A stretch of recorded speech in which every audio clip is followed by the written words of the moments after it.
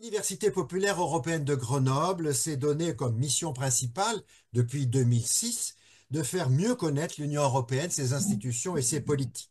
Elle souhaite aussi valoriser les ouvrages qui paraissent sur l'Europe grâce à des notes de lecture, mais aussi avec des entretiens avec les auteurs de ces livres. Aujourd'hui, nous avons la chance de pouvoir nous entretenir en direct avec Monsieur Patrice Aubert. Longtemps administrateur à la ville de Paris, vous êtes toujours intéressé depuis longtemps aux questions européennes. En 2016, vous vous êtes présenté aux élections européennes sur une liste citoyenne. Avec Gérard 2014. Vernier, vous avez réalisé un livre en 2024, L'Europe et ses défis, l'émergence d'une puissance continentale, publié chez l'Harmattan. Gérard Vernier a été fonctionnaire à la Commission européenne durant plus de 40 ans.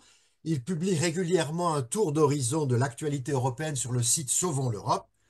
Vous avez aidé l'UPEG à faire mieux connaître l'Union européenne dans le cadre d'ateliers organisés à la faculté de droit de Grenoble le 24 mars dernier. Votre livre s'efforce de présenter les défis de l'Europe. De nombreux commentateurs considèrent que l'Europe avance grâce aux crises, comme cela s'est réalisé lors de la crise sanitaire de 2020. Aujourd'hui, avec la poursuite de la guerre en Ukraine depuis plus de 3 ans, quelle est votre analyse de ces défis successifs, et ceux d'aujourd'hui, bien sûr? Alors bonjour tout d'abord et Bonjour. merci de cette invitation. Je souscris à cette analyse assez classique que l'Europe avance grâce à des crises. Euh, il faut bien voir que l'Europe est une construction politique tout à fait originale puisque elle repose sur le transfert volontaire de souveraineté d'un certain nombre d'États à une entité nouvelle, l'Union européenne, qui s'appelait d'abord la Communauté économique européenne, euh, et que c'est un mouvement tout à fait original dans l'histoire. Je ne pense pas qu'il y ait d'équivalents, et en tout cas d'équivalents qui ont abouti à ce point. Et donc on voit bien qu'il y a toujours un équilibre qui est instable entre les États qui gardent leur réalité historique, culturelle, linguistique, et puis cette construction qui repose sur le droit et qui est confrontée progressivement à des défis nouveaux. Et donc cet équilibre instable s'enrichit en quelque sorte à chacune des crises. Et comme vous l'avez indiqué, la Covid récemment a a finalement cheminé d'une façon assez habituelle quand quelque chose de nouveau frappe l'Europe, c'est-à-dire qu'il y a d'abord un phénomène un peu de sidération, d'interrogation. La première question qui se pose, c'est l'Union européenne est-elle compétente ou non? Et en la matière, l'Union européenne n'avait pas de pouvoir particulier, juste des compétences d'évocation, de recommandation. Euh, on voit par exemple en matière sociale, c'est la même chose. L'Union n'a pas de compétences. En matière culturelle, l'Union n'a pas de compétences. En matière scolaire non plus. Euh, Ce qui est d'ailleurs un point parfois de confusion dans l'esprit des gens. Donc au départ, l'Union ne réagit pas trop. Et puis finalement, par une sorte d'accord implicite des États, l'Union va monter en puissance. Euh, Chacun des États réalisant que pour qu'il y ait un achat au moindre coût des vaccins et une répartition la plus équitable possible sans que chacun fasse la guerre aux autres, le plus simple, c'est encore d'avoir un achat groupé. Et l'innovation va ensuite venir du fait qu'il va y avoir un emprunt adossé pour la première fois sur l'Union européenne elle-même. Donc la crise, après cet état de sidération, euh, amène l'Union européenne à utiliser des procédures ou des dispositifs déjà existants, là en matière de marché public, puis à innover par cet emprunt d'un type nouveau. et finalement à avoir réglé d'une façon dont on peut considérer qu'elle est satisfaisante le problème. On le voit également avec la crise ukrainienne, où l'Union européenne, là encore, n'a pas de compétences en matière de défense et militaire, puisque le parapluie militaire est assuré par l'OTAN, et c'est une compétence que revendique chacun des États. Mais on voit qu'en utilisant un dispositif qui s'appelle la Facilité pour la paix, qui n'était pas du tout à l'origine conçu pour cela, l'Union européenne va utiliser ce dispositif pour fournir des armes à l'Ukraine.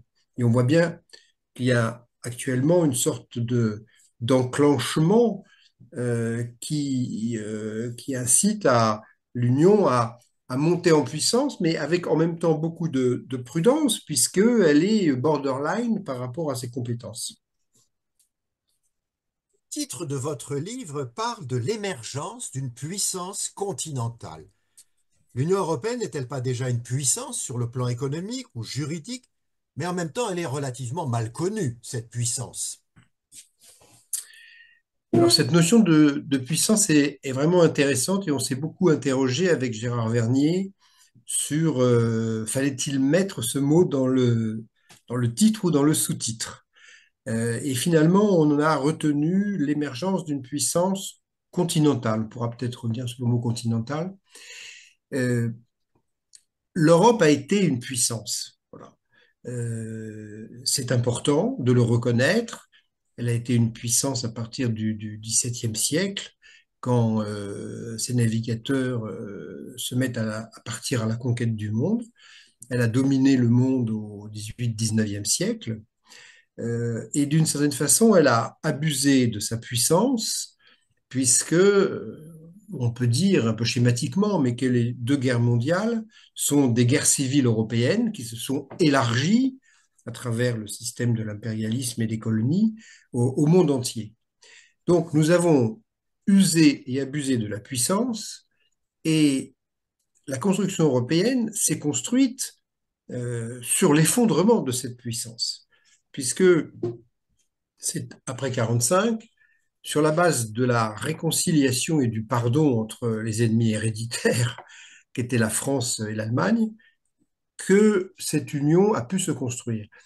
Et cette construction sur la base de la réconciliation met fin à des siècles de volonté d'hégémonie.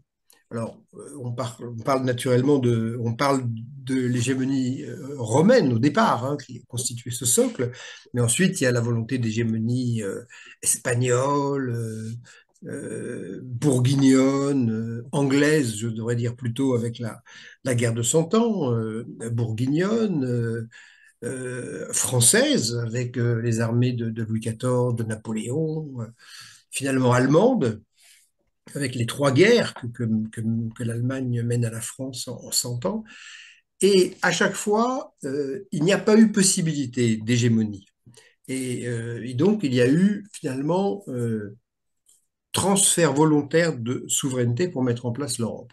Alors aujourd'hui, comment se pose la question de la puissance? Effectivement, l'Europe a fait le choix, en quelque sorte, de renoncer volontairement à la force pour s'étendre. D'ailleurs, elle ne cherche pas à s'étendre en soi. Ce sont des pays qui veulent la rejoindre. Et elle a fait le choix du soft power, c'est-à-dire d'avoir avec les pays tiers des rapports conventionnels, ce qu'on appelle la soft law, signer des conventions, signer des accords, contribuer à de l'aide au développement, en s'abritant, il est vrai, sous la couverture militaire du parapluie fourni par l'OTAN, sous-entendu par les États-Unis.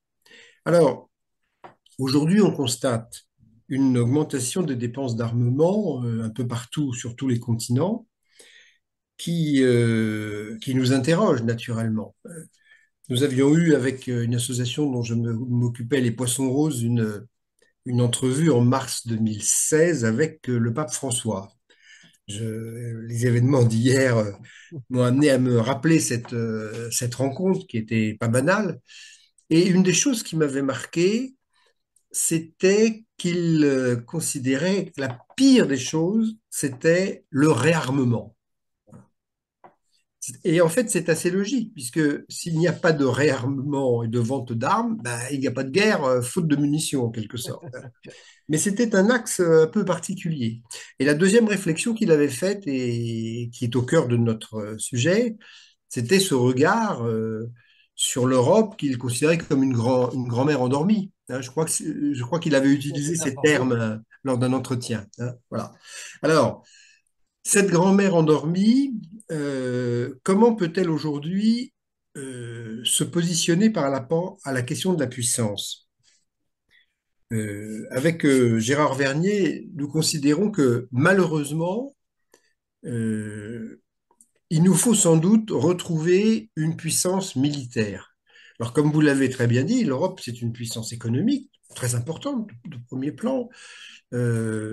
C'est une puissance par sa culture, c'est une puissance par son rayonnement, c'est une puissance parce qu'elle attire des gens. On voit bien qu'il y a beaucoup de personnes qui voudraient rejoindre l'Europe. Oui. Mais militairement, effectivement, elle n'est pas en état de se défendre elle-même. Donc le premier point, c'est de dire, oui, il faut retrouver une puissance pour être en mesure de se faire respecter. Parce qu'on voit bien quand même que par rapport à des puissances comme la Russie, toute faiblesse est considérée comme la première marche de l'asservissement, comme nous le disons.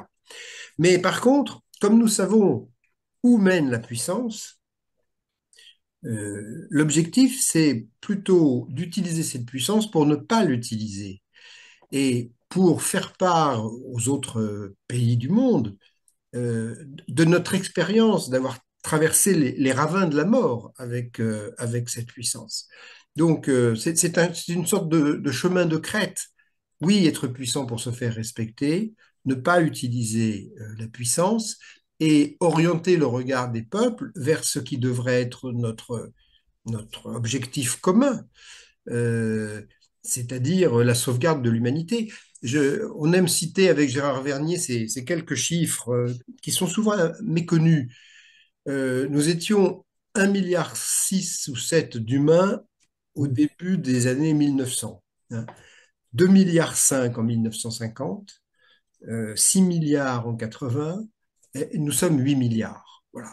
Donc, c'est quand même la donnée qui s'impose à nous tous et qui devrait nous amener à réfléchir collectivement comment faire en sorte de nourrir tous ces gens, et c'est pas terminé, hein. On va sans doute arriver à un plafond autour de 10 milliards, hein, sans doute autour de 2100. Euh, Comment faire pour que toute notre énergie soit faite pour que ces gens vivent quand même au mieux et qu'on ne s'entretue pas sur Terre. Voilà. Donc, si la puissance européenne peut servir à indiquer le chemin de cette, comment pourrait-on dire, réconciliation. Alors, bien sûr, ça paraît un peu utopique au jour d'aujourd'hui. On se dit, face à tous ces impérialismes qui renaissent, ça peut paraître naïf. Mais, euh, enfin, comme disait je ne sais plus qui, les utopies, enfin, la réalité n'est faite que d'utopies qui se sont réalisées. Et en l'occurrence, nous pensons avec Gérard Vernier que le cheminement qu'a suivi l'Europe ces derniers siècles, euh, l'art de vivre qu'elle a su développer, euh, peuvent être non pas un modèle à diffuser et à imposer au monde, mais une proposition qui peut être faite, qui est de dire, essayons d'abandonner ces ambitions qui ne mèneront à rien, en fait. On le sait. Et essayons de cultiver un art de vivre en essayant de vivre ensemble dans un monde multipolaire. Voilà pourquoi on a beaucoup hésité, mais qu'on a retenu quand même la notion de puissance. Et continentale, parce qu'il ne s'agit pas d'être une puissance mondiale, il s'agit de là où nous sommes, sur notre continent, de nous faire respecter par les autres, voilà, et de vivre avec.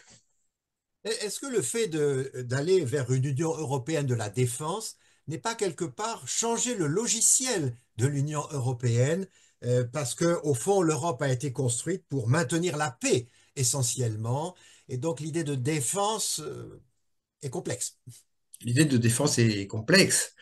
On a bien vu que la défense est présente dès le début Oui, de la construction hein, européenne. Euh, 1954, c'est la proposition française absolument. et la renonciation française à la communauté européenne de défense. On voit que dans la foulée, après la malheureuse expédition de Suez, où l'Europe, finalement, les Français et les Anglais sont obligés de se soumettre au diktat américano-russe, c'est la communauté économique européenne et l'Euratom. Et on voit que cette question de la défense s'est peu à peu éloignée de nous parce qu'il y avait ce parapluie américain. Alors, là aussi, on voit que les crises font avancer, puisque jamais l'OTAN n'a accueilli autant de pays. Je crois qu'il y a 23 ou 24 pays de l'Union européenne qui sont désormais membres de l'OTAN. C'est vrai que c'est un saut dans un monde nouveau, d'autant que qui dit défense européenne dit à un moment stratégie commune, donc politique étrangère commune. Donc on avance effectivement sur des œufs parce qu'on voit bien que les pays qui sont des héritiers d'États puissants, qui ont toute une histoire, n'ont pas obligatoirement la même vision du monde. Donc, oui, nous sommes sur, nous avançons sur, comment on dit, nous avançons sur un chemin compliqué. Il est d'autant plus compliqué que le président Trump ne souhaite pas trop aider l'Europe, si je comprends bien. Vous savez, c'est Bernard Guetta qui a écrit un livre récemment intéressant, d'une part par le titre, La Nation européenne. C'est rare d'avoir Tout à utilisé ce fait. titre. Et ensuite en disant grand merci au Covid, à Poutine et à Trump. Voilà, c'était après le premier mandat.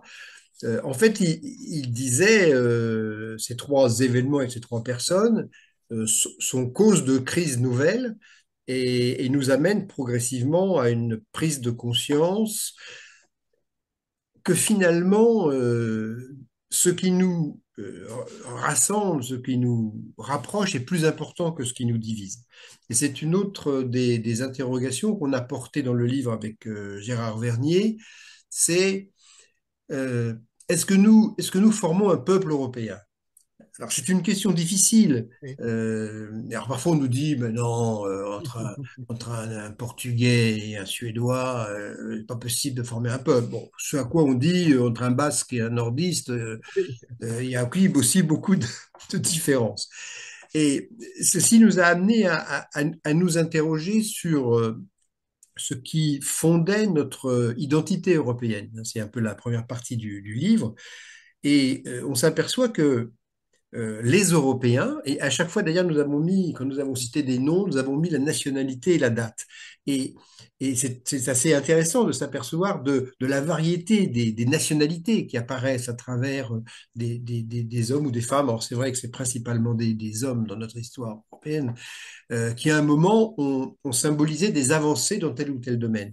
Mais on voit bien que on a développé un, une civilisation, moi je dirais, particulière, qui repose sur des choses bon, assez simples, mais en même temps très compliquées. Par exemple, nous sommes des pays sécularisés, tous. C'est-à-dire que la religion ne régit plus l'ordre social. Alors, avec des modalités différentes, hein, la laïcité française, mais dans d'autres pays, les ministres du culte sont pris en charge par l'État, etc. Donc, il y a des modalités différentes, mais nous sommes des sociétés sécularisées. Nous sommes des sociétés qui reposent sur le droit. Nous sommes des sociétés qui mettent en avant l'individu. Alors certains disent la personne humaine ou l'individu. Alors parfois d'ailleurs, ça peut apparaître comme un reproche. Nous mettons trop en avant les droits des individus et pas assez leurs devoirs, mais cette promotion de l'individu, elle est particulière à l'Europe. Nous avons mis en avant le bonheur dans toutes les sociétés. Avant, c'était la question du salut qui était au cœur des préoccupations. Saint-Just dit le bonheur est une idée nouvelle dans le monde. Et cette question du bonheur, elle porte en elle beaucoup de drames, beaucoup d'inquiétudes, beaucoup d'interrogations, parce que personne ne le sent de la même façon. Et donc, il y a une inquiétude, en fait, il y a une sorte d'angoisse chez l'Européen. Ces gens de l'humour qui parlent de l'inquiétude créatrice, hein. Je crois que c'est une très belle expression pour définir l'Européen. Les Européens, ils ont aussi mis en avant l'aventure, l'aventure maritime, l'aventure terrestre, mais aussi l'aventure du savoir, l'aventure intellectuelle, l'aventure culturelle. Euh, on a approché la question culturelle par ce biais parce elle est extrêmement large. C'est souvent à travers l'art que les humains trahissent justement leur inquiétude, leur interrogation par rapport au sens de la vie et de la mort. Et on voit qu'il y a une profusion d'initiatives dans la culture européenne. Et puis les Européens, ils ont mis en place aussi, au XVIIe siècle, euh, enfin, ils ont pris conscience au XVIIe siècle que, ils pouvaient maîtriser les mathématiques et qu'à travers cette maîtrise des mathématiques, ils pouvaient maîtriser la nature. Et finalement, nous avons abouti à une société technicienne, rationnelle, qui érige la raison en son cœur, une raison critique. L'autocritique étant, ça c'est Franz Kéré qui le disait, l'autocritique étant un moteur de l'européen, c'est-à-dire toute critique peut être elle-même critiquable, hein. Euh, Tout cela constitue une société très particulière qui n'est ni la chinoise, ni l'indienne, ni l'africaine, euh, qui a bien sûr des prolongements aux États-Unis, qui a des liens avec ce qui peut se passer dans la Russie, mais qui est, notre cœur est vraiment spécifique. Et là, ça a deux éléments que l'on peut rajouter. Le premier, c'est que nous avons construit après 1945 une société qui s'est construite autour de la personne humaine, de sa dignité. Et tout est organisé en fait autour de cela inconsciemment. C'est-à-dire que nous sommes une société où nous acceptons de payer des impôts pour assurer la solidarité avec les malades, avec les personnes âgées, avec les personnes handicapées, avec les étrangers qui arrivent d'une situation de guerre ou de crise, avec la nature, en quelque sorte, on pourrait dire, hein.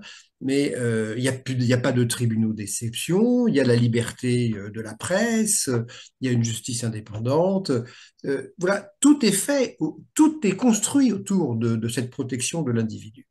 Et puis, donc de ce fait, et même s'il y a des interrogations sur les limites de ce modèle, hein, on pourra y revenir, je pense que nous pouvons offrir aux autres pays, comme je le disais tout à l'heure, un certain art de vivre. Et nous pensons avec Gérard Vernier que c'est peut-être un peu prétentieux, mais que le monde a besoin des Européens. Je ne dis pas que le monde a besoin de l'Europe, mais le monde a besoin des Européens parce que justement, ils ont traversé énormément d'événements dramatiques et qu'ils ont su élaborer finalement, dans un certain consensus, un mode de vie qui est un art de vivre, disons-le quand même. Eh bien, merci beaucoup pour cet échange et j'ai l'impression que vous êtes optimiste et que peut-être les États-Unis d'Europe vont bientôt arriver. Eh bien, écoutez, on l'espère. Merci beaucoup et au Merci. revoir. Au revoir.